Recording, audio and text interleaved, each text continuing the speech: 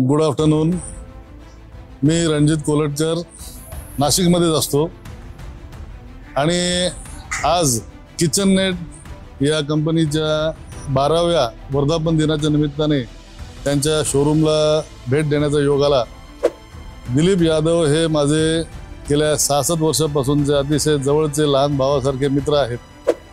2016-17 या एक वर्षभरामध्ये माझ्या बंगल्यामध्ये माझ्या घराचं फर्निचरचं आणि रिनोव्हेशनचं संपूर्ण काम दिलीप यादव आणि त्यांचे भाऊ आणि त्यांचा एक जवळचा सहकारी अशोक पासवान अशा तिघांनी मिळून स्वतः केलेलं काम।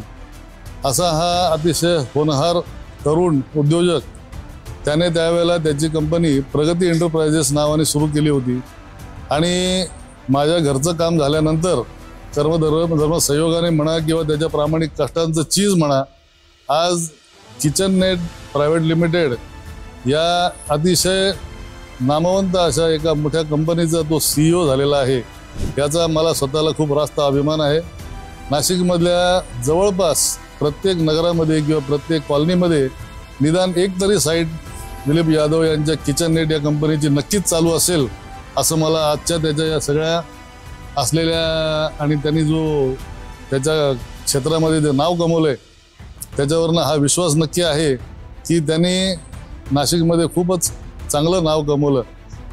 काम खूप लोक करतात पण प्रामाणिकपणे काम करणं हा जो त्याच्यातला सगळ्यात महत्त्वाचा गुण आहे की एक गिराईक आणि एक उद्योजक या पलीकडे तो त्या कुटुंबाशी जो नातं जोडतो तो त्याच्या स्वभावातला खूप चांगला गुण आहे आणि कदाचित त्यामुळेच त्याला रिपीट कस्टमर्स हे तेच मिळतात आणि नवीन कस्टमर सुद्धा जे येतात, जे रेफरन्सनी येतात तेही त्याच्या जवळचे होऊन जातात।